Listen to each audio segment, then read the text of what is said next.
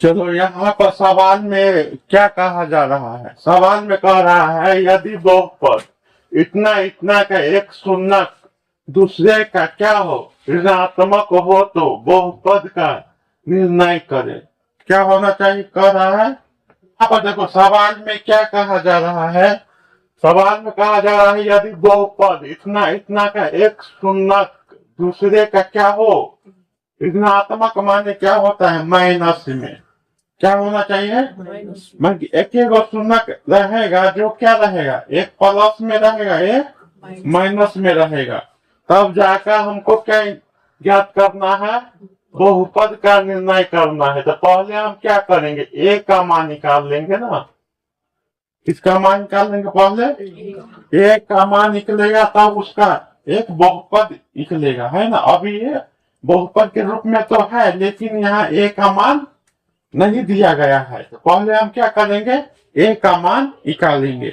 तो पहले हम अब क्या करना है हमको, अब हमको ये करना है कि उसको हम क्या करेंगे, एक शून्य को मान लेना है ना। लिखेंगे लिखेंगे माना कि एक शून्य क्या अल्फा, क्या मान लिए, एक शून्य क्या मान लिए अल्फा।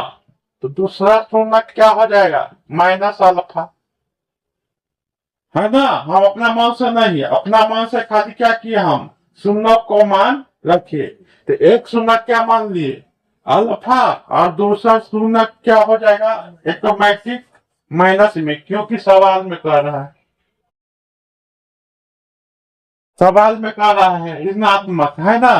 तो अब क्या होगा, अब इसको हम क्या करेंगे सवाल पर सजाएंगे, है ना। अब क्या है यहाँ पर सवाल क्या दिया गया है, ए प्लस 2 एक्स के क्या whole square minus 3x minus 2 आ गया ना। अब क्या है यहाँ पर देखो, ए का मान कितना लिखेंगे बताओ, ए प्लस 2, बी का मान क्या हो जाएगा 3a और सी का मान क्या आ जाएगा माइनस 2। इसमें पहले से बी का मान में क्या लगा है माइनस, फॉर्मूलों में माइनस है तो माइनस माइनस क्या हो जाएगा प्लस ना, तो हो जाएगा 3a। अब बट्टा में ए का मान कितना है, ए प्लस 2 आ गया। अब हम क्या करेंगे, अब हम क्या करेंगे, अल्फा से अल्फा घट जाएगा तो जीरो हो जाएगा ना। लिखेंगे जीरो बराबर क्या 3a बट्टा ए प्लस क्या 2। अब क्या होगा, जीरो में 2 से गुना हो जाएगा ना, नहीं क्या हो जाएगा जीरो, 3a जीरो। अब सभी ए का मान क्या हो जाएगा जीरो हमें प्राप्त हो गया। ए का मान क्या हो गया हमें नहीं हो जाएगा, जब एक भाग में जीरो आ रहा है तो फिर 3 से इसमें हम जीरो में भाग करेंगे तो जीरो आ जाएगा। तो पूरा ए का मान क्या हो जाएगा हमें जीरो हो गया। तो हमें समीकरण जो द्विघात बहुपद दिया गया है क्या है, अतः क्या है यहाँ पर ए प्लस 2 पूरा का into x square minus 3ax नहीं और कितना माइनस 2, यही है ना। यहाँ पर ए का मान क्या आया है जीरो ना, zero plus 2 into x square में गुना में है तो है ना माइनस 3। ए का मान क्या है जीरो गुने एक्स लिख सकते हैं, देखो ना एक जगह जीरो रख दिए नहीं, माइनस क्या हो जाएगा 2।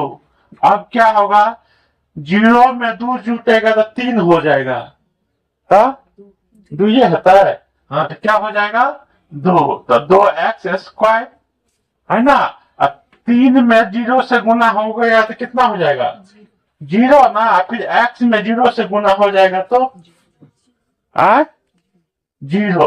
कहने का मतलब कि जीरो जहां भी रहेगा ना गुना में रहेगा तो सभी अंक को क्या कर देगा जीरो कर देगा। यहाँ हो जाएगा जीरो माइनस 2 नहीं तो 2x स्क्वायर लिख सकते हैं, और जीरो माइनस जीरो माइनस दो को जोड़ेंगे तो कितना आ जाएगा?